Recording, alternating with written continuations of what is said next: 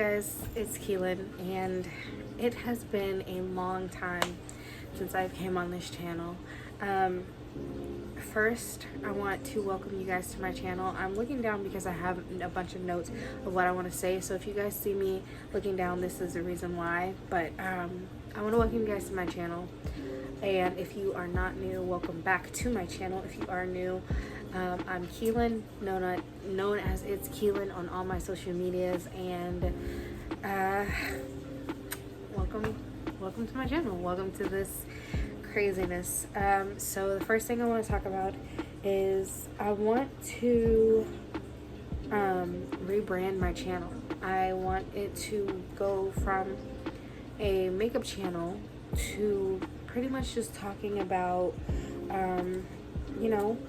life, mental health. So what I want you guys to expect from me now is pretty much a rebrand. But before I go into further details, I want to talk about where I've been. So I stopped posting on here because in the makeup field I was trying to get into, it's so hard, and I was constantly comparing myself to other people and makeup artists, and I was just not in the right headspace for that. I shouldn't have been doing that. I started comparing myself to the other YouTubers, and I'm just like, I'm not good enough and all this stuff, and so I pretty much stopped posting. I lost all motivation to post, and I wasn't ready for what that had to, I wasn't committed is what I should say. I wasn't committed enough to want to, better myself. I was focused more on quantity and not quality. The quality of my videos definitely could have been a lot better. So yeah, this time around I want to rebrand and pretty much start talking about life. I want you to expect me to talk to you guys about adulting, the good and the bad, how it sucks, how it doesn't suck, how it's all one confusing mess. I want to talk about mental health more, especially being a African American female. Like, oh my gosh, mental health is so important to us, and from a young age we are told that we don't go to therapy. Black people don't get depressed. No, yes we do.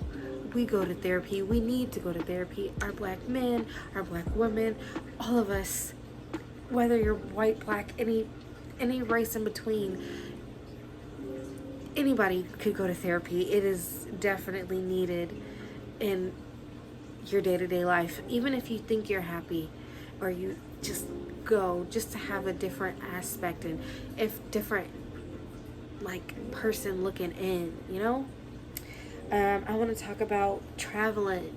I want to bring you guys along when I travel. I want to just be raw and authentic with you guys. I want you to see the good, the bad, the ugly, the sad, the happy. This is the Keelan that I want to show you guys, and yeah, I think it is important, especially for young adults, to know that they are not alone, and to know that we got this, because it sucks sometimes, but you can do it. Don't give up. If I could just brighten one person's day and just inspire one person, then I'm doing something right. So I pretty much want to tell you guys the backstory and pretty much how I came to be diagnosed with depression and just what all happened. So in my let's see, when I was a child, as far back as I could remember, I was a pretty happy child. I was like very outspoken, I think I could say about myself. I was a fireball. I had so much energy. And yeah, it was great. From what I can remember, my childhood actually was great. Then when I was 8 years old, my dad and my mom, well, I'm saying that, okay, so my dad decided to move to Texas. So what I should have said before that, I should have said my dad and my mom were not together. But they were always in the same vicinity. So I could get to them if I wanted to go to my mom's house, or if I wanted to go to my dad's house. It was just like I could always go to them. Well, when I was 8, my dad decided to move the family to Texas, and that was kind of like,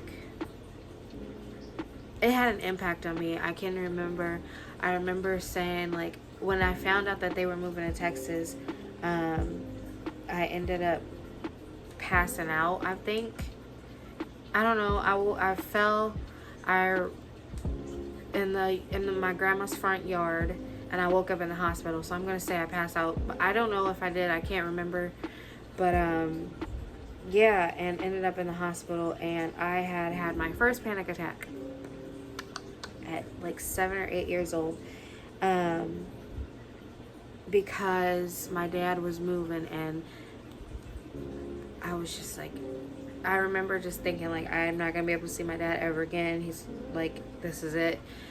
And so my parents thought it'd be best if I went with my dad to Texas, and I lived with him from, I want to say, 2nd grade, and then so I lived in Texas from 2nd grade, then I came back to Indiana 3rd grade, then went back 4th grade, 5th grade and 6th grade I came back to Indiana. 7th through 9th I was in Texas, and then the rest of my high school career I was back in Indiana. So there were a lot of emotions and things going on through my adolescence. I wanted to be with both parents. I was used to being with both parents, and that was being taken away, and I didn't know how to handle that. So when I was old enough to voice who I wanted to go with, I went with them. If I wanted to go with my mom, I went with my mom. And if I wanted to go with my dad, I went with my dad. So that pretty much,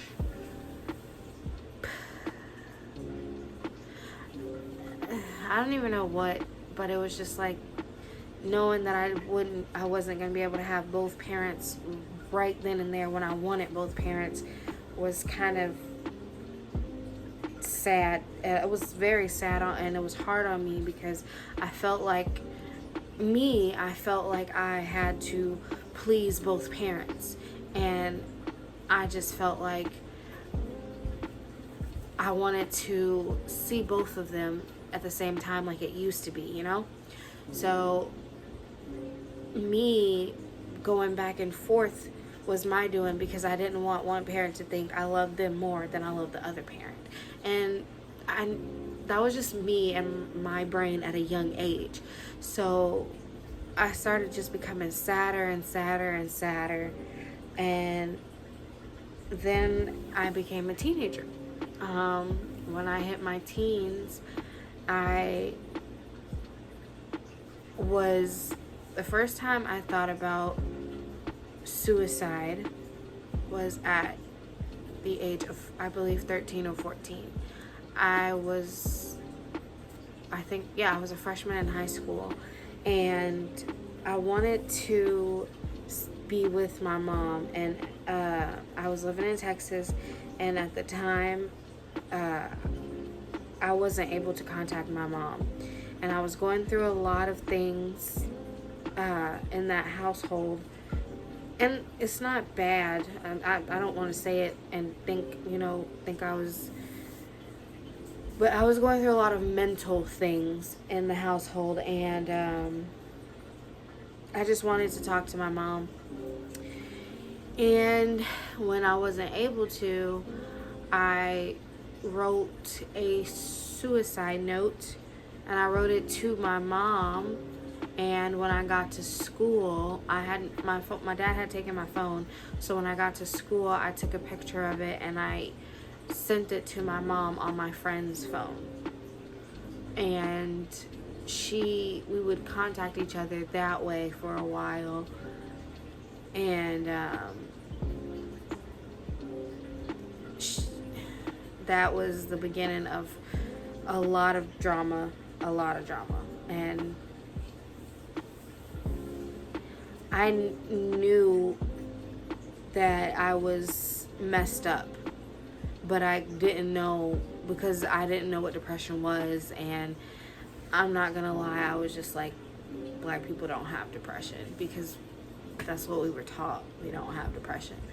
So, like, when I was in school around my white friends, I would just be joking around. I'd be like, oh my God, I'm so depressed, not knowing that I was actually so depressed. Like, so yeah.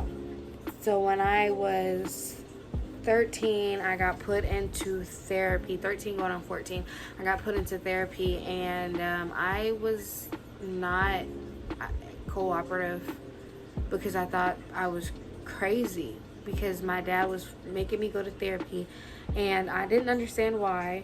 And I was just like, no, therapy's for crazy people. Like, I'm not crazy. I'm not, like, that was my mindset. If I could go back and redo those therapy sessions, I definitely would, because I probably would have learned to accept a lot of things and know more about my mental health if I would have opened up. So when I was like 14 through 15, I was or 14 through 16, I was back and forth. But finally, nope. When I was 14, I came back to Indiana. 14 going on 15, I came back to Indiana. And I was also going through not talking to my dad again, or not talking to my dad, which was not normal, because my dad and I always spoke. But this was the first time we had lost communication as I was a teenager. And that was hitting me pretty hard, because my dad and I really do have a great relationship. We just need to communicate more on both ends. So yeah, I got out here, and I got in a relationship when I was 16, and I was head over heels madly in love. And so I thought. Oh man, so I thought. And that was probably a big mistake. It really, 16 is when you're pretty much supposed to be finding yourself, not finding love. And yeah, after that relationship ended, it took a really, really big toll on my mental health. And when I say a huge toll on my mental health, like, it's like my world came crashing down. I had just started college. I was not ready to go to college, and then all of a sudden I'm going through a breakup. I am going to class but not participating in class. My grades are slipping. I am on the verge of dropping out. And when my professors reach out to my advisor, she set up a meeting with me, and she told me that I needed to go to the doctor, or else I would be, like, they would have to kick me out of college. And I was not trying to get kicked out of college. So I went to the doctor, and they did a mental health wellness check, and I ended up they score it, and I think it's like from 1 to 20 or 25, and they rate your depression, and mine was a 20, which is severely depressed, suicidal. I remember going in there, and she was asking me a bunch of questions that was on the questionnaire, and one of them was, have you been getting sleep? And me being the smart aleck I am, I'm like, I'm a freshman in college, what is sleep? And she was just like taken aback. But I looking or listening back to the replaying the conversation, I'm taken aback by how I was acting. And yeah, she was like, okay, you are severely depressed, you need to get help. And she knew I was lying. She had asked me if I had ever thought about harming myself, and I like kind of hesitated, and I couldn't even look her straight in the face, and I was like, no. But she knew I was lying. And so she tried to prescribe me antidepressants. I never went to go get that prescription filled. Never. I didn't want to see or feel how I saw my brother feel when he took antidepressants. I didn't want to feel like that. I didn't want to not feel, you know? So I set a schedule. I moved all my classes to be in online. I had classes every other day, and in between those days I would go to the gym. I would get up, I would do a daily journal, I would listen to music, and I would call my dad. I got back in touch with him. I would call my mom. I was trying to find myself again, and I was trying to occupy my mind so that I could forget about what the doctor said and how I was officially diagnosed with depression. So, yeah, I was trying to live, but I was not living for me. I was living for other people. And I wasn't even living for other people. I was living so that I wouldn't be a disappointment to other people. So that was my motivation. It's very unhealthy, but it was my motivation. It was why I kept going. And I never ever told anybody I was suicidal, because I remember one day there was a kid in my class younger than me, and he had committed suicide. And one day I was talking to my dad about it, and I was like, Dad, how do you, like, what are your views on suicide?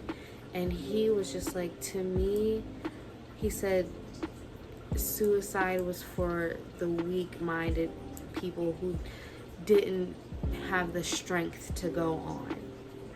And I never ever wanted to be viewed as weak-minded in my dad's eyes, because he always told me I had a dangerous mind, and he said I could either use it for good or I can use it for bad. And so I never wanted to be a disappointment to anybody, and so I pushed those thoughts away. Well, pushing those thoughts away worked for a moment, and they came back after my breakup at 18, and they came back again and again, and yeah, it took me almost 2.5 years to get over my breakup. I finally started accepting things, and I finally started living for me again.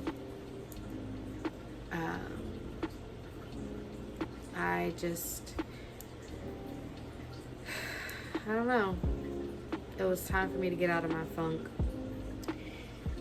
What a lot of people don't know about depression and anxiety, because I was also diagnosed with anxiety, but what a lot of people don't know about it, and the people who just try to say they have it when they don't.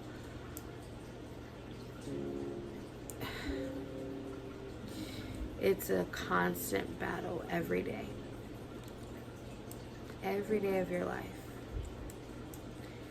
Just because I smile don't mean I'm happy. Or doesn't mean I'm happy. But a lot of people only know me as being this bubbly person. So, you know, you start to learn how to literally fake it till you make it. Fake it until you make it, and until it's okay. And for the longest, that's what I was doing. Everybody thought I was okay because I am good at faking emotions or faking the happiness. You know, some people caught on to it, but like when I went through my breakup, my brother, he saw every emotion. And so when I started talking about guys again, he wasn't too happy about it because he saw the hurt that breakup put me through. And 2 years later, I found my fiance, or he found me. Yep. And my brother met him, and he was like, I have not seen you smile so much in so long. And that made me feel a lot better, because I finally found a person that I could be honest with and not have to hide the bad parts of me. Like from the jump, I shared everything, and he was right there accepting of it, trying to learn how to deal with it. So yeah, even to this day, I have moments. I am human. I have demons, and sometimes I give in to those demons, and it sucks because anything can trigger it, or nothing can trigger it. You compare yourself to other people, that can trigger depression. For the longest, that's what I was doing. I was comparing myself, and I was so sad because I was like, I'm 22 years old and I am not accomplished. Well, duh, you're 22. What are you going to accomplish at 22?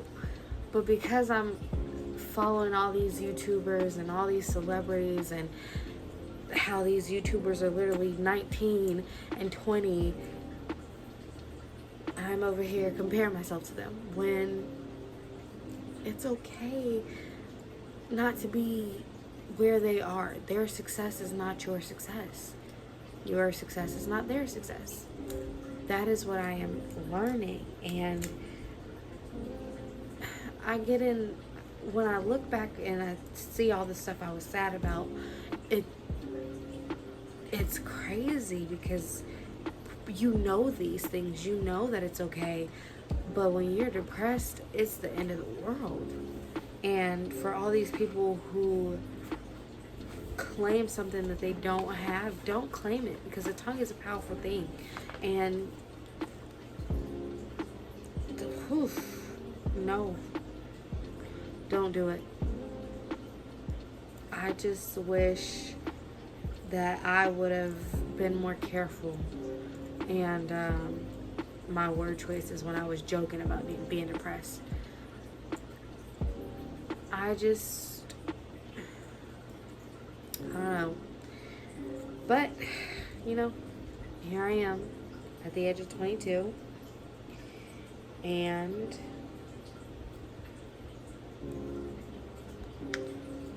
I'm trying to figure this adulting thing out.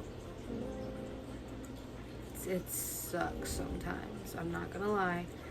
If I could go back and tell the little girl that was wishing she was grown already to be quiet, I definitely would, because I always used to say I cannot wait till I'm grown, and my dad would be like, you're gonna be grown in the blink of an eye, it's all gonna be over before you know it. And I would be smart and I would blink like this really fast, and now I wish I would have held my eyes open like this. Stayed young as long as I possibly can. But I plan to make the most out of the life that I am given. And I plan to live every day as if I'm not grateful to be alive, because there was a point in time where I did try to end my life. And the one thing that stopped me was I shared a room with my baby sister, and I did not want her to come home from school one day and find me gone. And looking back at it, my little sister is the reason I'm alive today. Like, she saved me, because it was as simple as her sharing a room with me, something that I hated, but she literally saved me. And I am so glad that I shared a room with her, because I would have been gone for 5 years now. I would have missed out on so much. And this year alone, I have traveled more than I've ever traveled in my life. So I am engaged. I'm engaged. I am loved. I have a family that supports me, a best friend that supports me. Oh my gosh, there's so much that I've done for myself that if I would have tried to kill myself, I would have never been able to do.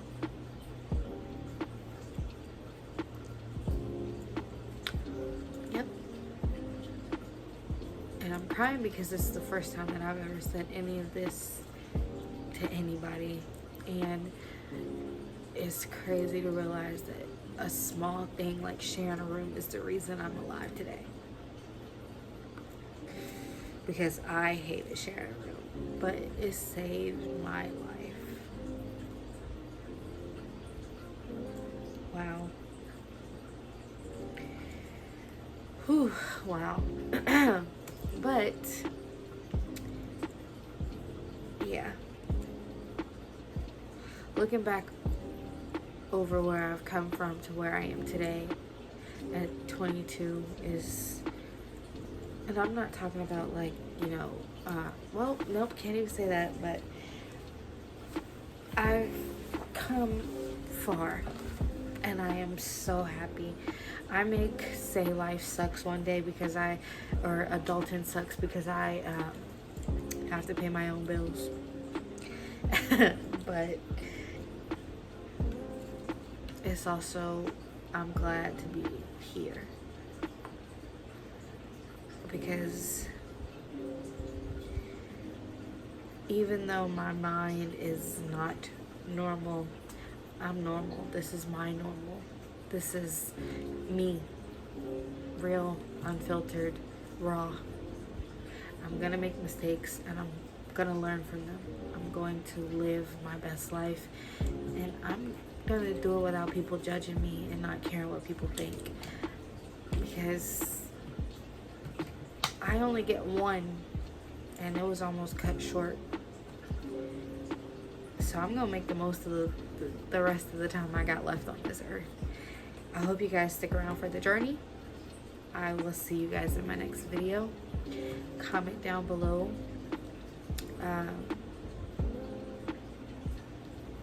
Comment down below your favorite quote that gets you through the day. Let me know. I really want to read them. And I love you guys. See you guys later. Bye.